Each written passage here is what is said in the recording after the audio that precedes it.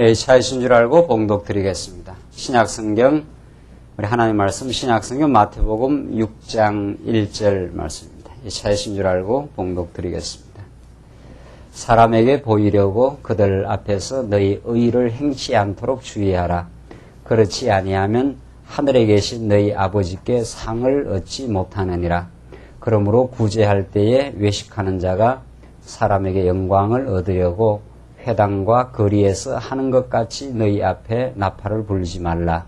진실로 너희에게 이르노니 저희는 자기 상을 이미 받았느니라. 너희는 구제할 때에 오른손의 하는 것을 왼손이 모르게 하여 내 구제함이 은밀하게 하라. 은밀한 중에 보시는 너희 아버지가 갚으시리라.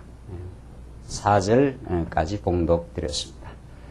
우리는 지금 신약성경 마태복음에서 그 유명한 산상수훈에 나타난 진리의 말씀을 지금 우리가 하나하나 살펴가며 이 말씀을 통해서 참 생명의 양식을 우리가 확인해 가고 있습니다. 우리 지난 시간까지 5장 내용을 통해서 이제 5장 내용 율법과 선지에 대한 예수님의 그 재해석, 그릇된 해석에 대한 올바른 그 해석을 우리 지난 시간까지 이제 공부했습니다. 이런 그 율법과 선지의 해석을 통해서 우리는 예수님이 하늘로부터 내려오신 참 선지자임을 우리가 지금 확인하는 것이 이 본문의 그 목적입니다. 물론 더 궁극적인 목적은 그런 예수가 선지자임을 통해서 하나님이 여호와이심을 우리에게 깨닫게 하는 것이 이 궁극적인 성경의 그 목적입니다. 자, 그러면 우리는 이 본문에 이제 보다 좀 집중을 해서 예수님이 그 선지자로서 이 땅에 그 오셨다는 사실, 그것이 이제 왜 그렇게도 놀라운 그 복음인가 하는 것을 우리가 우리 지난 시간 몇 시간 걸쳐서 우리가 확인을 했습니다. 오늘날 우리 한국교회 우리 성도들에게 또 더 나아가서 세계 교회의 지금 혼돈과 방황은 성경에서 가장 중요한 기본에 대한 이해를 올바로 못하는 데 있습니다.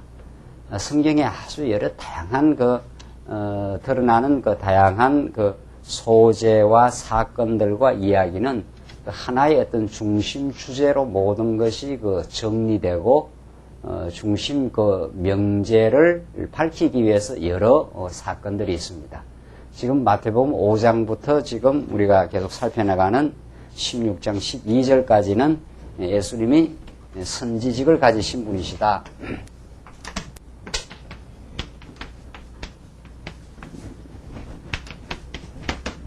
이것을 우리가 확인하기 위해서 우리가 이 말씀을 이제 공부를 하고 있습니다. 선지자라는 것은 하늘 보좌의 뜻을 우리 방황하고 길 잃어버린 인생들에게 전달해주는 전령입니다. 전달자입니다. 하늘의 영원한 뜻을 이 땅에 살아가는 우리들에게 전달해주는 메신저인 거죠. 뜻을 우리에게 전달해주는 사람입니다. 이런 구약의 오래된 이 전통, 모세로부터 시작해서 말라기까지 이르는 그 천년 세월을 넘어 구약 성도들에게도 하나님께서 선지자를 보내어서 하늘의 영원한 비밀을 진리의 메시지를 전거해 줬는데, 선지자가 우리에게 내려오시지 아니하면, 선지자를 통해서 우리가 하나님의 뜻을 깨닫지 못하면 우리는 그 땅에 갇힌 이 지상의 수평적 세계에 갇혀버린 혼돈과 방황을 거칠 수밖에 없습니다.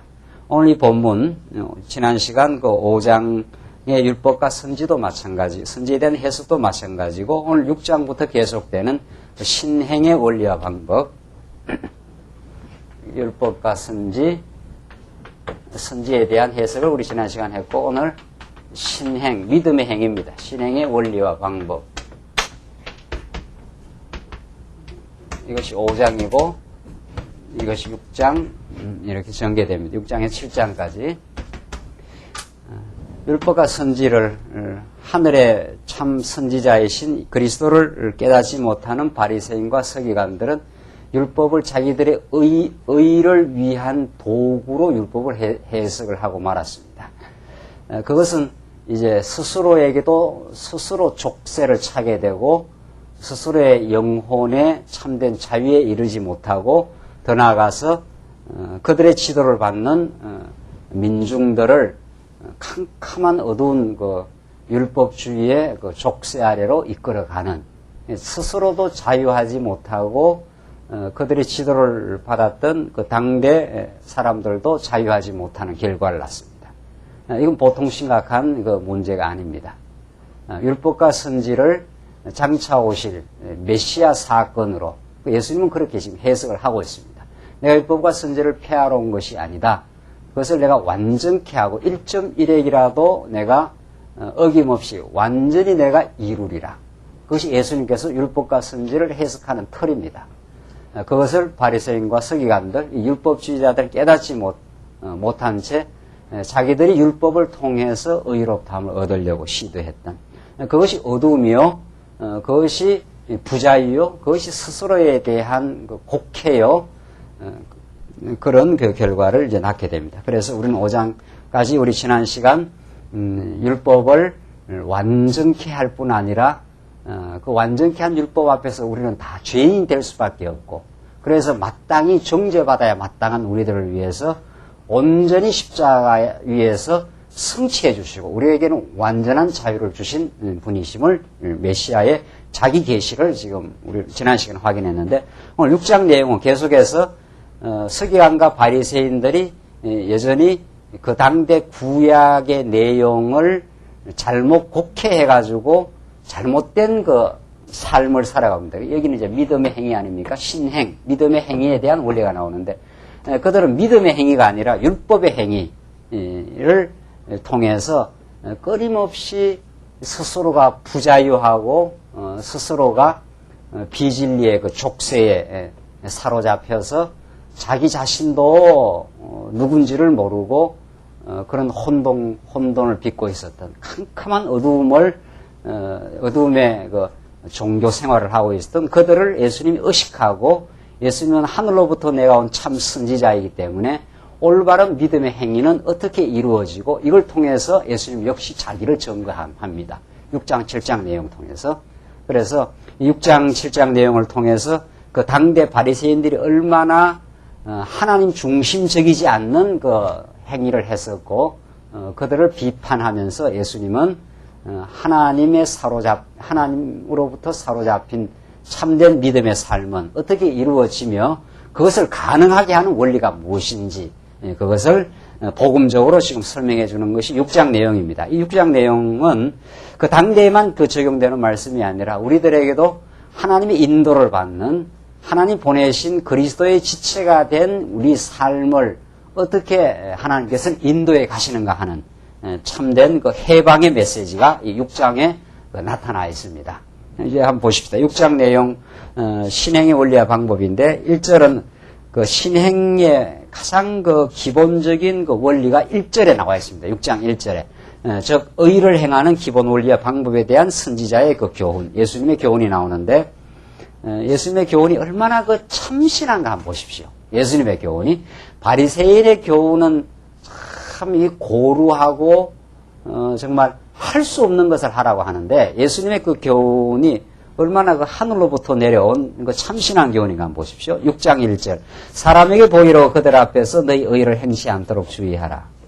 그렇지 아니하면 하늘에 계신 너희 아버지께 상을 얻지 못하느니라.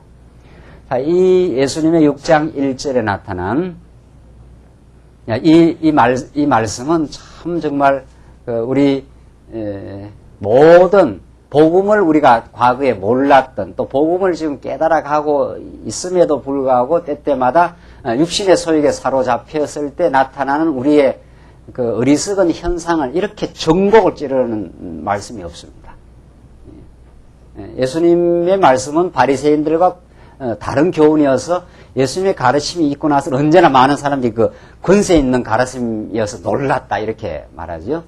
정말 우리들의 그 허탄하고 어리석은 생각이 그 전곡을 찔러내고 우리의 그릇된 생각을 뒤집어 놓고 올바른 하나님과의 관계에 이르게 하고 신령하고 참신한 그 길을 열어주는 분이 예수님입니다.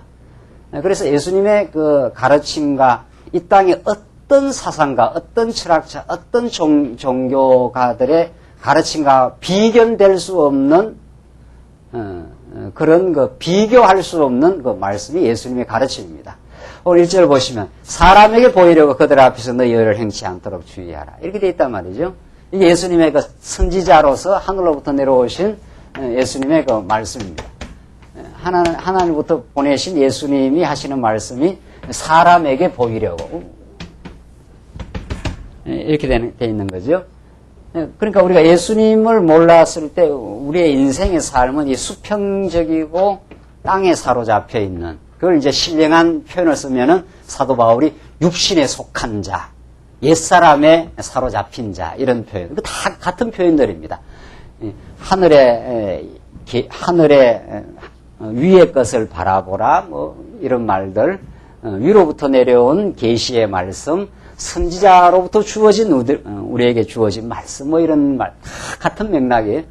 위로부터 내려온 참 선지자의 말씀을 듣지 않는 모든 인생은 자기 의와 자기 영광입니다. 인생의 목적이. 그렇죠? 자기 의와 자기 영광. 이게 하나님의 영광을 모르는, 하나님의 영광과 그의 능력과 그의 무한한 자비하심과 그의 사랑하심, 그것을 가르쳐 준 분이 예수님이죠. 우리는 하나님 안에 우리 인생의 목적이 있음을 깨닫는 사람이 우리 예수 믿는 사람입니다. 하나님을 믿는 사람. 그 안에 부유함도 있고, 그 안에 풍성한 은혜도 있고, 그 안에 보호하심도 있고, 그 안에 우리 인생에 필요한 모든 것을 주시는 분, 또 지금 우리에게 주고 계시는 분입니다. 이미. 그러나 하나님이 보내신 참 선지자 예수를 모르면 인생은 하나님을 잃어버렸기 때문에 이 땅에서 모든 걸 취해야 하고, 언제나 부족해하고, 언제나 갈급해하고, 언제나 부정적입니다. 만족이 없습니다. 그래서 하나님은 자기 아들 참 선지자 예수를 보내어서 하늘의 부유한 진리를 우리에게 가르쳐 주는데, 그 예수를 모르면, 하나님을 모르면 인간은 누구라도 자기 의와 자기 영광입니다. 이게 인간의 그 목적이요, 삶의 목표인 거지요. 그게 우리 인생의 목표. 그것을 이루려고 발버둥치고, 그것이 이루어지지 않았을 때 우리는 좌절하고 낙심하고 괴로워하고, 그게 우리 인생의 모습입니다. 그렇게 하기 위해서는 언제나 그 모든 자기 행위의 근거가 자기의 그 충만과 기쁨으로부터 나오지 않습니다. 하나님으로부터 주어진 은혜의 깨달음이 있어야 우리 인간은 마음의 충만과 기쁨이기 때문에 그 행동의 근거가 예수 안에 있고, 예수부터 주어지는 마음의 기쁨과 충만이 모든 행위의 근거가 되죠. 우리가 교회 생활할 때 말이죠. 교회 생활하고 봉사하고 할 때 예수님을 통한 하나님의 은혜와 사랑, 그의 십자가를 통한 무한한 자비하심, 우리를 그저 말할 수 없는 타락한 죄인들을 은혜로 사로잡으심, 뭐 이걸 깨달으니까 그 예수 안에 우리의 행위의 근거가 있습니다. 그리고 예수 안에 근거가 있다는 것은 언제나 하나님의 그 자녀로 하나님이 보시는 앞에서 그 기쁨을 가지고 살아가는 거죠. 그래서 우리 교회 앞에서 하는 그 봉사는 그저 성령의 이끌림을 받아, 그 은혜의 이끌림을 받아서 마음의 기쁨과 감사가 있어서 하고 싶어서 속에서 우러나와서 하게 되는 거죠. 그것은 사람이 본다 안 본다 하고는 상관이 없다는 거죠. 사람이 보아서 그것을 인정해 준다 안 해준다 하고는 원칙적으로 무관한 거죠. 왜냐하면 하나님의 은혜에 사로잡혔으니까. 위로부터 내려온 그 은혜에 사로잡힌 인생이기 때문에 그 행위의 모든 근거가 위에 있습니다. 예수 안에 있고 그런 거죠. 고린도서에서 하나님으로부터 예수가 나오고 예수로부터 너희가 너희 인생의 존재가 이루어지지 않는가. 예수 안에 너희는 구속함과 의로움과 예수 안에 너희는 자랑이 있지 않느냐. 근데 어떻게 고린도 교회 너희들이 자랑할 수 있느냐? 지금 그렇게 말한단 말이죠. 그러니까 우리 인생의 모든 기쁨과 행위의 근거가 내 안에 있는 게 아니라 예수 안에 있고 하나님의 은혜 안에 있는 거죠. 하나님으로부터 주어졌다, 모든 것이. 이 기쁨과 삶의, 삶의 목적과 행복이. 그렇게 우리는 되어지는 거죠. 그러나 바리새인들은 당대 바리새인들은 그러지 않았습니다. 하나님 보내신 예수를 몰라봤고, 바리새인들은 자기 의와 자기 영광에 이 땅의 원리에 사로잡힌, 하늘의 원리가 아니라 땅의 원리에 사로잡힌 인생이죠. 바리새인이 그 당대 대표적인 인물일 뿐, 모든 예수를 모르는 인생들의 가는 길입니다. 유교도 불교도 그런 종교를 푸시하지 않는 모든 우리 인생도 그 길을 가는 거죠. 그래서 모든 인생의 행위의 근거가 자기의 충만한 기쁨에 있는 게 아니라 언제나 다른 사람이 나를 어떻게 볼까. 이게 그 행위의 근거입니다. 그걸 통해서 자기 인정과 자기 자랑과 자기 영광을 얻고자 하는 거죠. 자기가 어떤 선행을 하고 나서 그걸 누가 알아주지 않으면 그게 섭섭단 말이죠. 그것이 자기 의를 위해서 했기 때문에. 그러니까 6장 1절에 보시면 사람에게 보이려고 이렇게 하잖아요. 사람에게 보이려고 그들 앞에서 너희 의를 행치 않도록 주의하라. 이게 선지자의 말씀이에요. 이게 하늘로부터 온 참 선지자. 이 바리새인들이 지금 그렇게 했는 거 아니에요? 어떤 행동을 하면 언제나 사람에게 보이려고 한다는 거죠. 사람에게. 그래서 그렇지 아니하면 하늘에 계신 너희 아버지께 상을 얻지 못하느니라. 그럼 만약 어떤 행동을 했을 때 어떤 사람을 도와준다라든가 기도를 한다라든가 이제 앞으로 계속 나옵니다. 어떤 금식을 한다든가 이게 다 구약에 나오는 율법에 근거한 행동들인데 그걸 할 때 사람에게 보이려고 그렇게 하지 말라 말이죠. 그렇게 하면은 하나님 아버지께 아무런 상이 없다는 거예요. 그건 이미 사람으로부터 인정을 받고 그 행동의 동기가 하나님의 의의 영광에 충만한 것이 아니라 자기 영광을 드러내려고 했기 때문에 그건 이 땅에서 다 너희가 다 받은 것이 아니냐.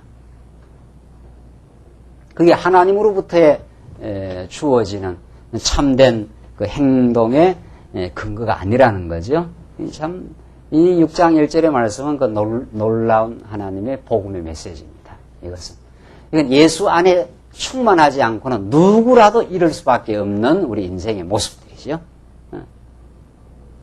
그렇다는 걸 우리는 사실은 언제나 우리의 삶 속에 또 우리 교회 생활 속에 깨달을 수밖에 없습니다.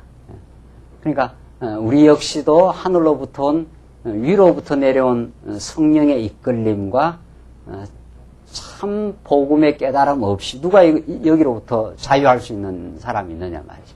그래서 사람에게 보이려고 하고 사람의 표준을 따라서 하기 때문에 언제나 자유롭질 않습니다.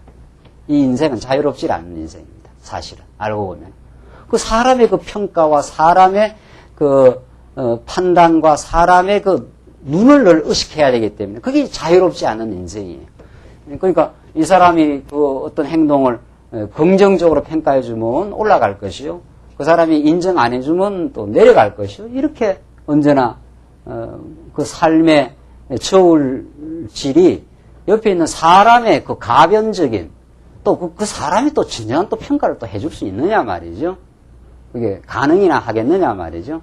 그래서 신령하고 정말 그 내면적인 충만한 기쁨을 이제 상실하고 맙니다. 그렇게 될 수밖에 없습니다.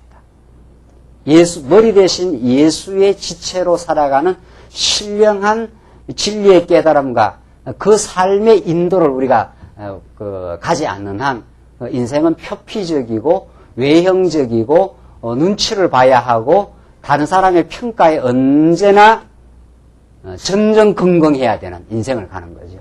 그게 바리새인들이요. 그게 부자유요. 그게 진정한 해방의 길이 아니라는 거죠. 그러나 예수를 믿는다. 여러분과 제가 점점 예수를 믿는 건 사람에게 보이려고 어떤 행동을 하는 게 아니에요. 거기로부터 자꾸 해방된 삶이죠. 나는 충만한 이미 내가 무엇을 해서 얻으려고 하는 게 아니죠. 행동을 할 때는. 이미 예수 안에서 만족하고 행복해져 가는 거죠. 정말 예수의 복음을 깨닫고 이 언약의 말씀을 통해서 내가 하나님의 자녀가 되었다. 이 기쁨을 가진 사람, 그 예수를 만난 사람은 이미 충만하고 영광스럽습니다. 뭐 의와 영광을 추구할 이유가 없는 거죠. 더 이렇게 보태야 내가 내 삶이 충만해지고 내 삶이 행복해지고 내 삶이 만족해지지 않는다. 해질 이유가 없다는 거죠. 이미 예수로 충만해 있다고 느낍니다. 완전히 그 삶의 원리가 다른 거죠. 살아가는 원리가.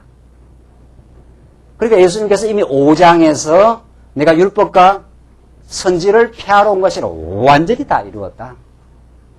너희가 만약에 내가 오지 않았으면은 너는 율법과 선지자의 정죄와 언약의 저주를 받아 멸망받아야 마땅한 인생들이다. 살인하지 말라 했다는 걸 너희가 들었으나 형제를 보고 라가르마 해도 이미 지옥불에 들어가는 다 죄인들이다. 누가 이 하나님의 거룩한 율법의 공의의 심판으로 벗어날 수 있느냐? 그러나 내가 이 땅에 와서 너희들을 위해서 제사 직분을 앞으로 수행할 것이고 또 이미 이제 우리 입장에서는 이미 수행하신 거죠. 그래서 온전한 우리를 자녀로 우리를 이미 죄에서 해방시키고 하나님의 자녀의 자리에다 영광스러운 자녀의 자리에다 이미 놓아놓았어요. 그것이 하나님의 인도를 따르는 사람입니다. 그러니까 언제나 하나님이 나를 보시고 하나님 나를 귀히 보시고 나를 사랑하시고 이런 그 마음의 기쁨이 늘 있는 사람입니다. 복음 안에 있는 사람. 그렇기 때문에 사람의 눈치에 비위에 맞출 이유가 없고 그 평가에 전전긍긍할 이유가 없습니다. 누가 좋은 평가를 해주면 좋아한다라든가 내가 한 만큼의 평가를 안 해주면 그걸 이제 낙심한다든가 서운해한다든가 뭐 그럴 이유가 없다는 거죠. 누구에게 이미 인정을 받으려고 하는 일이 아니니까. 그렇죠. 완전히 원리가 다릅니다. 그걸 우리는 자유자라 이렇게 말합니다. 그래서 정말 예수를 믿는 것은 예수를 우리가 복음으로 깨달아가는 삶은 이 세상이 어찌할 수 없는 세상의 평가가 그 사람을 어떤 자리에 올리고 자리에 내릴 수 없는 참으로 신령하고 복된 사람입니다. 세상의 가치에 의해서 휘둘리지 아니하는 그런 세상의 그 정복자가 되는 거죠. 예수가 세상을 이겨버렸어요. 예수가. 우리의 참 메시아 되신 그분이 세상을 이겼기 때문에 우리는 세상의 가치로부터 자유롭고 해방된 인생이라. 이게 우리 말씀 운동에 가는 길입니다. 이게 성령의 인도를 따라서 살아가는 우리 인생들의 복되고 행복한 길입니다. 이걸 누가 그런 사람을 누가 억압을 하거나 누가 그 사람을 좌절하게 하거나 할 수 없다 이 말이죠. 당신이 나를 인정 안 한다라도 우리 아버지가 나를 사랑해 이 말 아닙니까? 나는 세상에서 뭐 크게 대단한 존재가 아니지만 우리 아버지가 나를 사랑하시고 기뻐하시고 최고로 봐주시고 그래서 나는 그 아버지가 원하는 것을 내 신앙의 양심을 따라서 하고 있다. 지금 그렇게 되어 있습니다.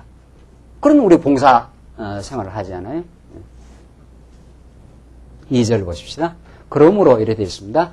자, 그러므로 그러니까 하나님 아버지로부터 우리가 인도를 받는 최고로 복된 인생이므로 이런 뜻입니다. 그렇죠? 구제할 때 외식하는 자가 사람에게 영광을 얻으려고 나오지 않아요? 구제를 왜 하느냐 하면은 사람에게 영광을 얻으려고. 그 영광을 얻으려고 하는 사람 내면이 부실한 사람입니다. 자기가 부실하기 때문에 사람으로부터 영광을 얻으려고 하는 거죠. 그러나 예수 믿는 사람은 이미 충만해 있기 때문에 흘러 넘치는 사람이라는 거죠. 그래서 구제할 때 사람에게 영광을 얻으려고 회당과 거리에서 하는 것 같이 자기 앞에 나팔을 불지 말라. 진실로 너희에게 이르노니 저희는 자기 상을 이미 받았느니라. 그건 전부 하나님하고 무관한 있다 이런 뜻입니다. 영원한 하나님 나라에서 그 진정한 상급이 그건 없다는 거예요. 이미 이 땅에서 다 받아버렸고 그건 자기 유익을 위해서 했기 때문에 하나님의 평가에는 이르지 못하는 거죠. 3절 너희는 구제할 때 오른손에 하는 것을 왼손이 모르게 하여 내 구제함이 은밀하게 하라. 은밀한 중에 보시는 너희 아버지가 갚으시리라. 자, 구제할 때에 오른손이 하는 것을 왼손이 모르게 하라. 이만큼 그 은밀한 가운데 자기 영광을 드러내기 위한 구제가 아니라는 겁니다. 이게. 그래서 우리가 참 교회 안에서 어떤 구제를 할 때 우리가 공적인 연보를 통해서 하잖아요. 직접 1대1 이렇게 물론 뭐 할 수도 있겠죠. 1대1로. 그러나 그것도 정말 은밀하게 정말 그 도움을 받는 사람에게 부담되지 않게. 그러나 이제 공적인 연보를 통해서 우리는 대체적으로 그렇게 합니다. 중요한 거는 그 마음의 동기입니다. 어떤 방식의 문제가 아니라 마음의 동기인데 뭐 그렇게 우리가 연보를 통해서 하게 될 때 하나님께서 어떤 그 성도들의 사랑하는 마음의 어떤 그 일을 통해서 구제가 이루어질 때 그 구제를 받는 사람도 하나님의 은혜의 손길을 따라서 주어진 것이라고 이렇게 받아들일 뿐 아니라 하는 사람도 그러하다는 거죠. 오른손이 하는 것을 왼손이 모르게 할 그 정도로 그렇게 이 구제하는 그 일들 통해서 자기 의를 그 드러내는 그런 그 삶이 아니라는 거죠. 그 다음 5절 보십시다. 5절 보시면 5절로 15절은 이제 기도할 때의 기본 원리와 내용에 대한 선지자의 교훈입니다. 첫째는 구제, 그 다음 기도, 15절 보십시다. 또 너희가 기도할 때 외식하는 자와 같이 되지 말라. 너희는 사람에게 보이려고 나오지요. 계속해서 사람에게 보이려고 그렇게 지금 언제나 그게 지적이 되고 있습니다. 회당과 큰 거리 어귀에 서서 기도하는 자를 좋아하느니라. 내가 진실로 너희에게 이르노니 저희는 자기 상을 이미 받았느니라. 그러니까 큰 회당과 큰 거리 어귀에 서서 기도하기를 좋아합니다. 기도라는 것은 하나님과의 진정 하나님의 뜻을 구하는 하나님의 뜻을 생각하는 그 신령한 삶이지요. 기도라는 건. 정말 그 하나님의 뜻을 생각하고 내 뜻을 그 포기하는 내 어리석은 생각을 이렇게 생각하면서 하나님의 뜻 앞에서 그 초복종되어져 가는 하나님의 뜻이 이 땅 위에 이루어지기를 구하는 내 뜻을 이 땅 위에 실현하려는 그 태도의 굴복이지요. 그 태도의 포기지요. 그 기도라는 게. 정말 그러니까 우리 크리스찬에게 이 기도라는 것은 그야말로 우리 삶의 방식이요, 원리요, 우리 전부 다입니다. 기도라는 게. 우리가 언약대로 이루는 그 하나님의 말씀. 우리 말씀은 이렇게 돼 있어요. 말씀은 언약대로 이루시는 하나님. 이거밖에 없어요. 우리가 언약 성취사 이렇게 말하는 것은 그게 하나님의 거룩한 말씀이기 때문입니다. 이 언약과 성취의 이 구도가 아니고는 말씀이 아닙니다. 원칙적으로 말해서. 그렇죠? 하나님이 아담을 짓고 언약하고 둘째 아담 예수를 통해서 이루시겠다. 그 말이죠. 이게 성경 전체 다입니다. 예수를 통해서 당신의 무한한 능력을 보여주고 자비를 보여주겠다. 이게 하나님의 말씀입니다. 이게 로고스인 거죠. 이게 로고스. 그러니까 이것이 없으면 말씀의 그 원리가 증거되지 않는 거죠. 말씀의 원리가. 이번에도 우리가 그 뭐 유명한 학자라고 우리가 불러와서 참 서구신학의 한계를 우리가 듣고 성경 그 전체를 봐야 된다. 참 거기까지 참 좋았어요. 성경 전체를 봐야 된다. 그게 얼마나 그 중요한 그 주장입니까? 그러나 막상 이제 성경 전체를 무슨 원리에서 보느냐 여기에 이제 어려움이 있는 거죠. 그게 결정적인 이제 어려움이 있는 건데 우리는 이 말씀이라는 건 성경 전체가 이렇게 돼 있다는 거예요. 성경 전체가 어느 한 창세기, 출애굽기, 레위기, 민수기, 신명기, 계시록까지 이르는 어떤 사건, 어떤 인물, 어떤 내용도 여기에 걸려 들어가지 않는 여기에 이 원리에 걸려 들어가지 않는 인물도 사건도 내용도 없습니다. 성경이 이렇게 돼 있는 거죠. 그러니까 언약대로 이루시는 하나님의 자기 계신 거죠. 하나님이 참 위대하시고 그가 전능하시고 그가 우리를 사랑하십니다. 그 말이거든요. 자, 이게 이제 말씀의 원리입니다. 자, 이게 이제 성경에서 쾅쾅 터져나가는 말씀이죠. 이것을 이제 깨달아가는 성도에게 하나님께서 무엇을 만들어내시는가 하면은 이것을 이 언약대로 이루시는 하나님은 이 언약을 이루는 과정에서 우리의 능력으로는 안 된다고 하는 것을 깨닫게 하시고 하나님의 능력을 의지하게 만들어가는 게 우리 인생의 삶입니다. 이게 삶입니다. 하나님은 당신이 당신 능력대로 이루시는데 그걸 우리에게 깨닫게 해야 되지 않아요? 하나님의 능력 많음을 깨닫게 하고 자비로우심을 깨닫게 하고 그게 하나님께서 우리 하시는 일인데 그걸 깨닫게 하려면 우리의 삶을 애국과 같은 혹은 광야와 같은 대적이 우월거리는 이런 곳으로 하나님께서 두신다는 거죠. 그래서 내가 하나님이 할 수가 없습니다. 내가 스스로 천국을 만들 수가 없습니다. 하나님이 하시옵소서. 하나님이 우리를 붙들어 주셔야 하겠습니다. 그렇게 우리를 만들어 간다는 거죠. 뭐 하는 과정에? 언약을 이루시는 과정에. 그러니까 하나님이 하시는 일은 언약을 이루시는 일이고 우리가 하게 되는 일은 뭡니까? 이 삶 속에 우리가 하게 되는 일은 그게 기도입니다. 이게 기도예요.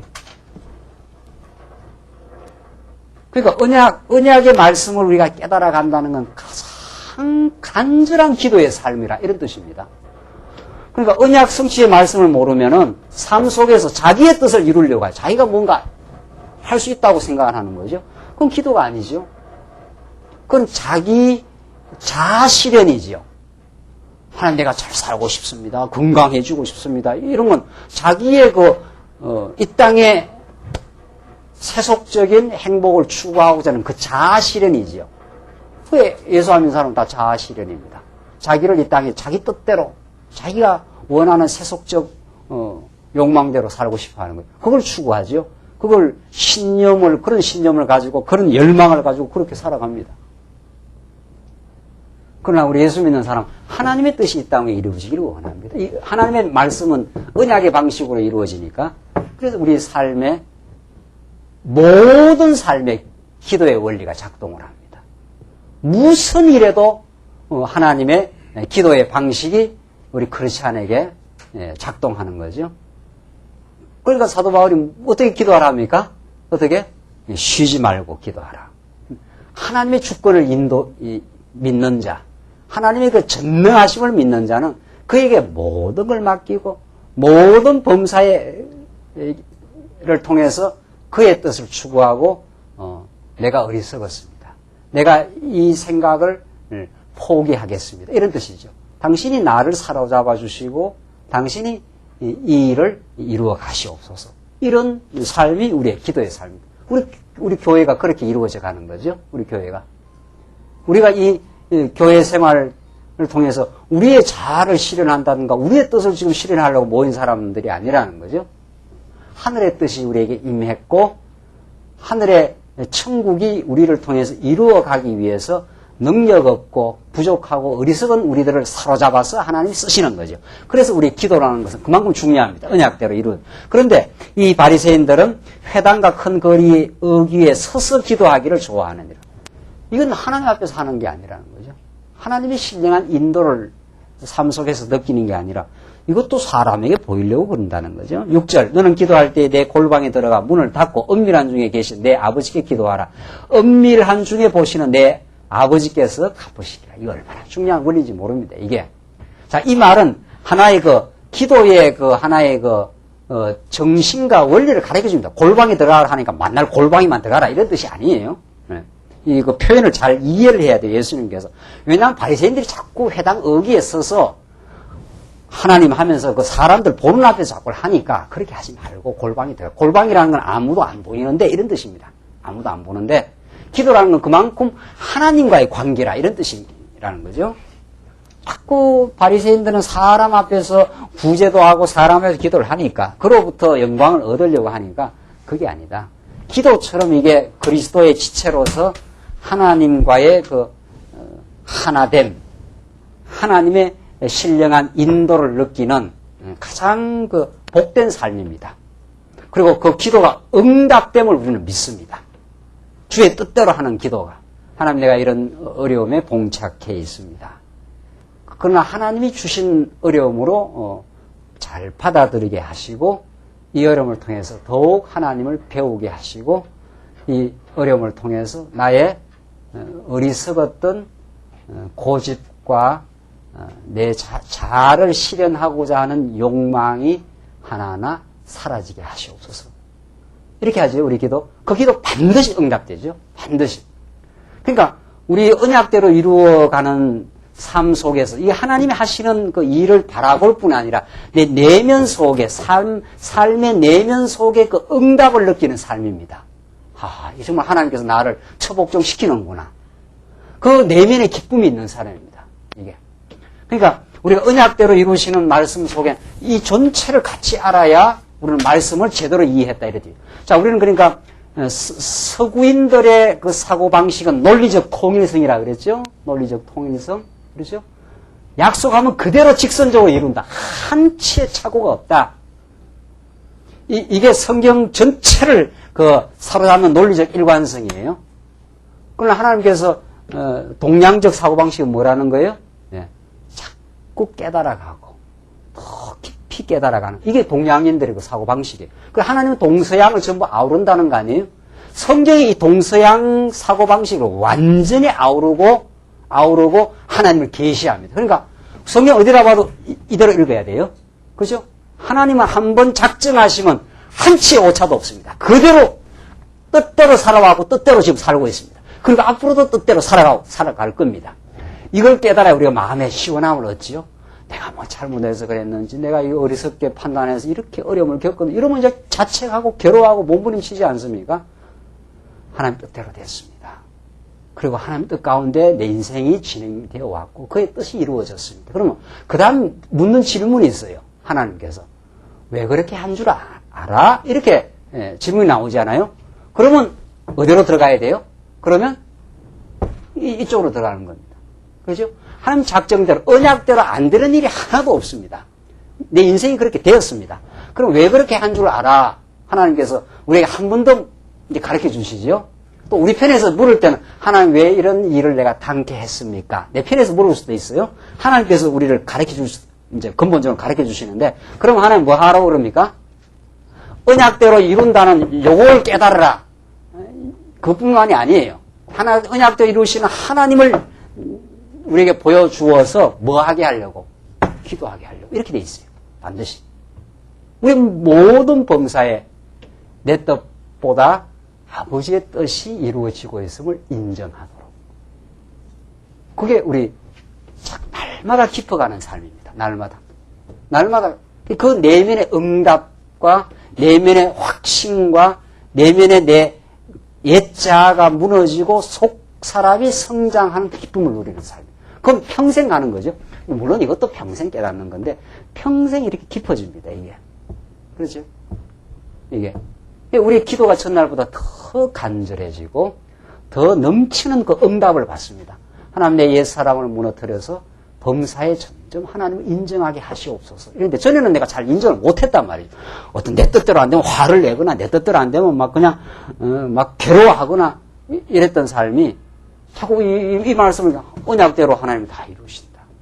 그것이 나를 향해서 한 사랑이다. 이렇게 잘 깨달아지면 괴로워하는 시간이 줄어들어요. 그게 기도 속에 응답되는 거죠. 아하, 이거 내 뜻대로 되는 게 아니구나. 하나님 뜻이 나를 지금 옛사람을 무너뜨려서 당신의 뜻을 지금 이루시는 과정이구나. 이렇게 내 삶 속에 깨달아 간다는 거죠. 그러니까 이런 논리적인 일관성의 말씀은 풍성한 깨달음의 세계로 우리를 늘 삶을 겪으면 겪을수록 자꾸 깨달음이 깊어집니다. 이게 예수 믿는 기쁨입니다. 이게. 그러니까 이 기쁨을 자꾸 못 느끼면 이 논리가 좀 공허하게 느껴져요. 뭐 만날 언약 성취하고 그러지 않아요? 네. 뭐 기쁨에서 올라오면 만날 언약 성취 외에 뭐 좋은 거 할 게 없어요. 그런데 사실 알고 보면 그것이 날마다 깊어집니다. 오늘 여러분도 하루 살았지 않았어요? 이런저런 일 겪고 부딪히고 이런 일이 있었지요? 그런 걸 이제 회상을 하면서 우리가 기도하게 됩니다.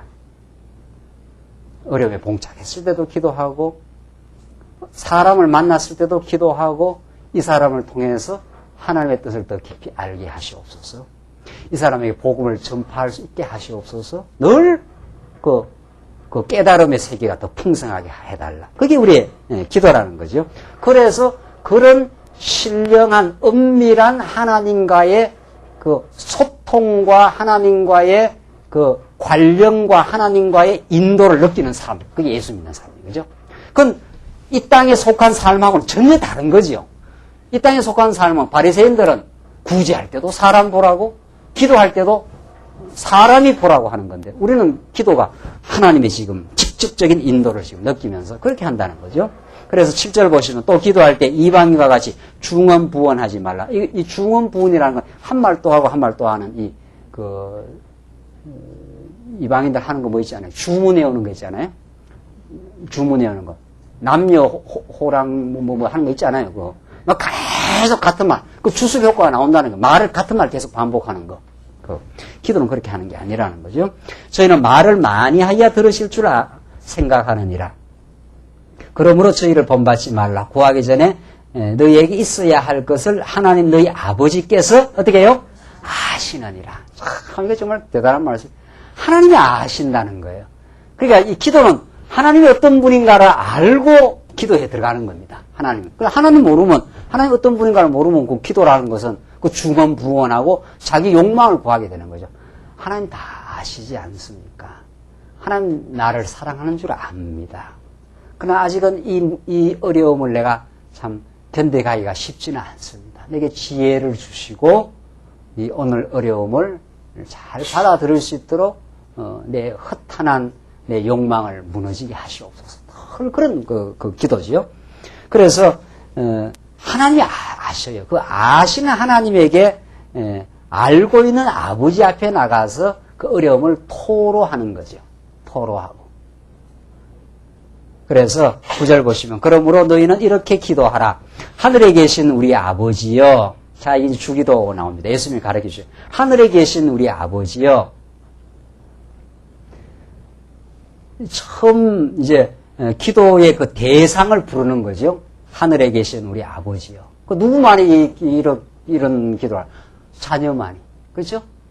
자녀만이. 사랑하는 우리 아버지한테 하늘에 계신 우리 아버지요. 다 알고 계시지 않습니까? 지금 오늘 어려운 이런 형편을, 오늘 우리의 삶의 형편을, 또 앞으로의 되어져 갈 일을, 이 환경과 형편을 주신 아버지의 뜻을 깊이 깨닫게 하시옵소서. 그게 우리 기도의 핵심 아닙니까? 그 기도가 이제 나옵니다. 하늘에 계신 우리 아버지요.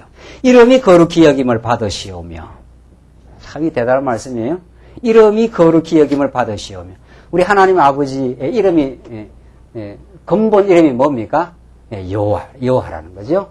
아버지라는 것은 여호와를 가장 쉽게 표현한 하나의 그림 언어입니다. 이거. 아버지 신구약 전체의 주제가 하나님이 우리 여호와라. 그 여호와라는 건 좀 설명을 해야 되지 않아요? 약속하시면 그 약속을 이루시는 분. 이런 설명이 아니라 아버지는 뭐 설명이 뭐가 필요 없어요. 너무나 쉬운 그 표현이에요. 하나님께서는 우리 아버지. 그 여호와를 신약에서는 그 아버지로 표현했다는 거. 아버지가 세상 자식을 사랑한다고 낳았는데 그 포기하겠느냐? 그 여호와라는 의미와 그대로 직통하는 그 뜻인 거죠. 아버지가. 그래서 여기서 이름이 거룩히 여김을 받으시오며 라는 것은 당신의 이름이 여호와시니까 그 이름이 참 거룩합니다. 그 이름은 변개할 턱이 없습니다. 바뀌어지지 않습니다. 한번 언약했기 때문에 그 이름이 거룩해서 그대로 이루어질 것을 그렇게 믿습니다. 이 주기도는 역시 언약대로 이루시는 여호와 하나님, 이 틀 속에 이 주기도가 이제 풀려나가는 거죠. 그 다음 10절 나라의 임하옵시며 나오잖아요. 나라의 임하옵시며. 예. 이때 나라가 그 하나님의 나라입니다. 하나님의 나라. 하나님의 나라가 이 땅에 임하기를 우리는 간절히 원합니다. 왜? 하나님께서 은혜를 베풀지 않으면 우리의 삶은 혼돈이요, 방황이요, 어둠이요, 지옥이니까, 갈등이니까, 죄악 가운데서 미움과 시기와 갈등에 범벅진 인생들이니까 하나님이 약속의 내용, 약속을 이루는 내용이 바로 뭡니까? 약속의 내용이 다윗 왕을 통해서 이루어진 아브라함에게 한 그 3대 언약이 다윗을 통해서 이루어진 것이 유다 뭡니까? 나라 아닙니까? 유다 나라. 다윗이 통치하는 나라, 평강의 나라. 대적들을 다 물리치고 그 안에 평강과 자유가 넘치는 나라. 그게 언약의 그 내용입니다. 그 구체적인 내용이에요. 하나님 뭘 우리에게 약속해서 뭘 주시려고 하는가 하면은 영원한 천국. 거기는 갈등이 없고, 거기는 미움이 사라진 나라. 사랑과 자유와 평강이 넘치는 나라. 그래서 그 나라가 우리에게 임하기를 우리가 기도하는 거죠. 하나님 아버지 이렇게 기도하고, 당신 이름은 참 약속하시면 이루시는 여호와 하나님이십니다. 당신께서 이 땅 위에 나라가 임하도록 하나님께서 역사하시옵소서.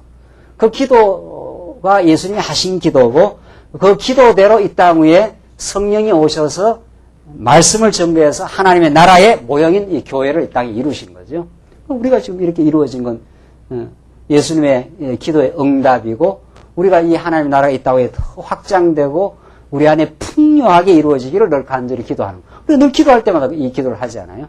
나라가 임하옵시오며 하나님이 내 안에 하나님의 나라를 이루어 주시옵소서. 미움이 사라지게 하시옵소서. 그런 뜻입니다. 원망이 사라지게 하시고 오늘 주신 것으로 만족하게 하시옵소서. 그래야 내 마음속에 천국이 이루어지게 하시옵소서. 그걸 당신이 이루어낼 수가 있습니다. 지금 그거죠. 그 다음 뜻이 하늘에서 이룬 것 같이 땅에서도 이루어지이다. 참 대단한 말씀이에요. 뜻이 하늘에서 어떻게 해요? 이룬 것 같이 이렇게 했어요. 뜻이 이미 하늘에서 어떻게 해요? 이루어져 있어요. 하나님의 영원한 뜻은 하나님의 작정한 뜻이 변개됨이 되지 않습니다. 이미 그 하늘에서 이루어진 것처럼 천국의 방식을 통해서 이 땅에 이루게 하시옵소서. 이게 정말 우리가 죄악 세상 살아가는 우리들에게, 광야 길을 가는 우리들에게는 언제나 이게 우리의 간절한 기도입니다.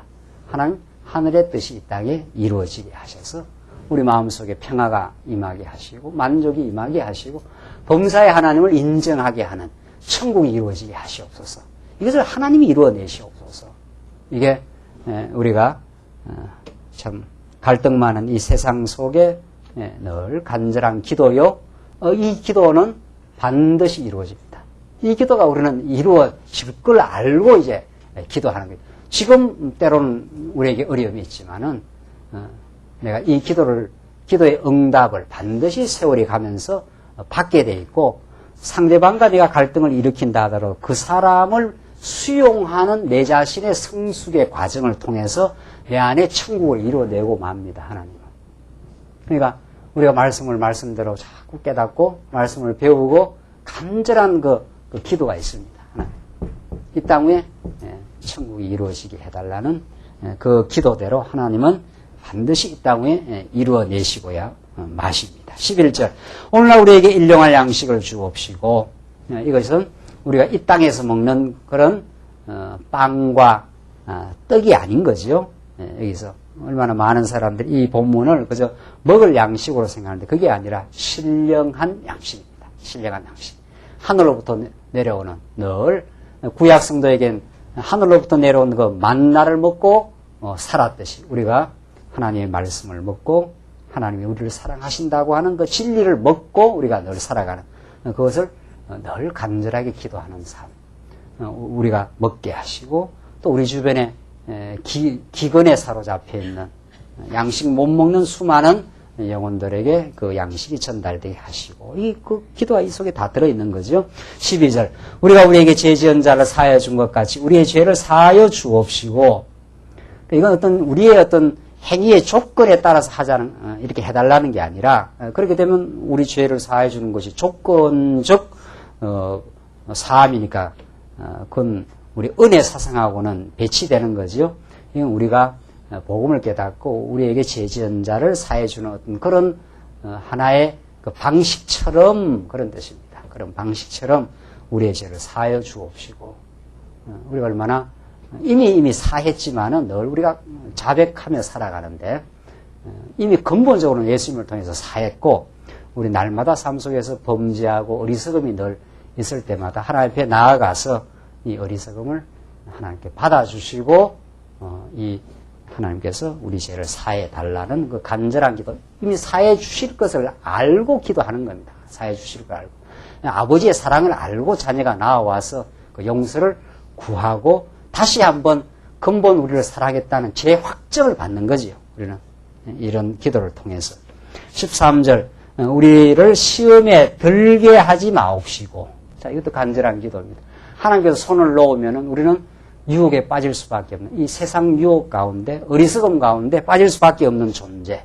자기의 무능함과 연약함을 너무도 잘 알고 있는 우리 인생. 그것은 이 기도를 할 수밖에 없죠. 하나님, 당신이 나를 손을 놔버리면 당신이 붙들어 주잖아. 우리는 시험에 들 수밖에 없습니다. 그래서 시험에 들게 하지 마옵시고 붙들어 달라는 거죠. 다만 악에서 구하옵소서.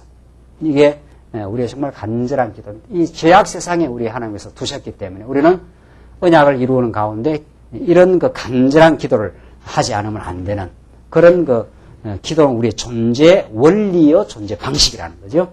그래서 나라와 권세와 영광이 아버지께 영원히 있사옵나이다. 아멘. 이 마지막 이것이 참 이 기도의 마지막 그 결론입니다. 나라와 권세와 영광이 아버지께 영원히 있사옵나이다. 아버지 하나님이 여호와신데 언약대로 반드시 당신은 이루실 분인데 우리를 이 잠시 죄악 세상 가운데 당신이 우리를 두셨기 때문에 하늘의 뜻이 이 땅에 이루어지기를 원합니다. 천국을 하나님께서 임하게 하시옵소서. 내 힘으로 내 마음의 행복과 천국을 이루어갈 수가 없습니다. 당신이 늘 이루어갈 양식을 내게 주셔서 먹고 새 힘으로 이 세상을 살게 하시고 그리고 우리를 시험에 들게 하지 마시옵소서. 우리를 시험에 들게 하고 우리는 언제라도 괴로워하고 낙심하고 우리는 패배할 수밖에 없는 연약한 인생입니다. 그 말이죠. 그러나 당신이 나를 붙들어 주신다면 우리를 붙들어 주신다면 우리는 천국을 누리며 승리할 수가 있습니다. 이 말이죠. 그래서 나라와 권세와 영광이 아버지께 영원히 있다는 걸 내가 압니다. 당신에게만 모든 영광이 있음을 내가 압니다. 나라도 당신이 이루어내시고 권세를 다 하나님이 가지고 승리하시고 영광스러운 우리 하나님 아버지께 내가 이렇게 간절히 기도합니다. 이 말이죠. 이런 그 신령한 예수님의 그 가르치신 기도, 이건 아주 전형적인 기도입니다. 언제나 우리가 상고할 수 있는 기도의 그 표준이요 전형이라고 우리는 그렇게 보는 거죠. 이렇게 기도하라는 거죠. 이런 그 아버지의 사랑과 여호와 하나님의 언약의 신실함을 붙들고 이 기도는 반드시 그렇게 응답된다는 거죠. 14절 너희가 사람의 과실을 용서하면 너희 천부께서도 너희 과실을 용서하려니와 너희가 사람의 과실을 용서하지 아니하면 너희 아버지께서도 너희 과실을 용서하지 아니하시리라. 이것도 조건적으로만 이제 보면 안 되는 거죠. 그 앞에서 나온 대로 하나님의 우리가 무한한 은혜를 받고 살아가는 삶은 점점 우리에게 과실을 행한 사람이 있다 하더라도 그것을 용서할 수 있는 그런 풍요의 세계로 우리를 하나님께서 그 인도해 가실 것을 전제하고 이런 그 표현을 쓰는 이 말만 딱 따로 떼가지고 만약 용서하지 않으면 하나님 용서 안 한다. 이런 그 인과 응보처럼 그렇게 이 본문이 그 해석될 수가 없습니다. 우리는 예수를 더 깊이 알아갈 때 정말 무한한 하나님의 은혜와 사랑을 느끼게 될 때 정말 우리에게 과실이 있다 하더라도 하나님이 이미 우리를 용서해 주셨음을 알고 그런 용서하는 삶으로 하나님께서 성령의 인도 따라서 우리를 인도해 가신다는 거죠. 오늘 여기 나타난 지금 신행의 원리, 앞으로 이제 16절에 나오는 계속 금식이라든가 그 다음에 하늘의 보물을 쌓으라는 이야기들, 그리고 그의 나라와 그의 의를 추구하라고 하는 6장 후반부에 계속되는 말씀들은 이 땅에 우리가 예수를 믿고 그리스도의 그 지체로서 살아가게 하시는 너무도 복된 원리를 우리에게 가르쳐주고 있습니다. 여러분과 저는 이미 하나님으로부터 영원한 하나님의 은혜와 사랑 속에 이미 존재하고 있고, 우리는 세상의 의와 세상의 영광을 취해서 행복을 추구해야 되는 그런 빈곤하고 정말 빈약한 인생이 아닙니다. 하나님으로부터 무한한 은혜 속에 우리가 살아가는 하나님의 자녀입니다. 하나님의 아들이라는 거예요. 우리가 하나님의 아버지를 우리가 모시고 있는 그런 복된 인생은 사람에게 보이려고 자기 의를 행하는 그런 어리석고 부자유한 사람의 평가에 의해서 저울질 당하는 그런 그 껍데기 인생이 아니라는 거예요. 참으로 예수를 믿는다는 건 속이 알차고 하나님의 지금 인도를 느끼는 그 신령한 삶이요. 범사의 하나님을 발견하고 범사의 하나님께 물어보고 범사의 하나님의 뜻을 인정해 들어가는 그래서 하나님의 손길이 우리에게 늘 함께 있음을 깨닫는 참으로 그 복되고 정말 새로운 인생길을 우리가 가고 있습니다. 오늘 예수님의 선지자로서 우리에게 가르쳐주는 말씀은 우리의 과거의 허탄한 사람에게 보이려고 그 의를 추구했던 허탄한 우리의 어리석음을 전곡을 찔러주시고 우리가 얼마나 정말 하나님의 인도 앞에서 정말 자유함 속에서 우리가 살며 우리 교회 봉사도 얼마나 기쁨으로 정말 하고 싶어서 정말 그 믿음의 불량껏 정말 누가 보느냐 안 보느냐 상관없이 하는 여러분은 하나님 안에서의 여러분과 저는 자유자요 참 하나님의 자녀요 누구의 눈치에 의해서 움직이지 않는 누구의 평가에서 움직이지 않는 정말 새로운 신령한 인생이 되었습니다. 그 복을 누리시고 세속의 눈길과 눈치를 넉넉하게 물리치시고 승리생활 하시길 바랍니다. 기도하십시다.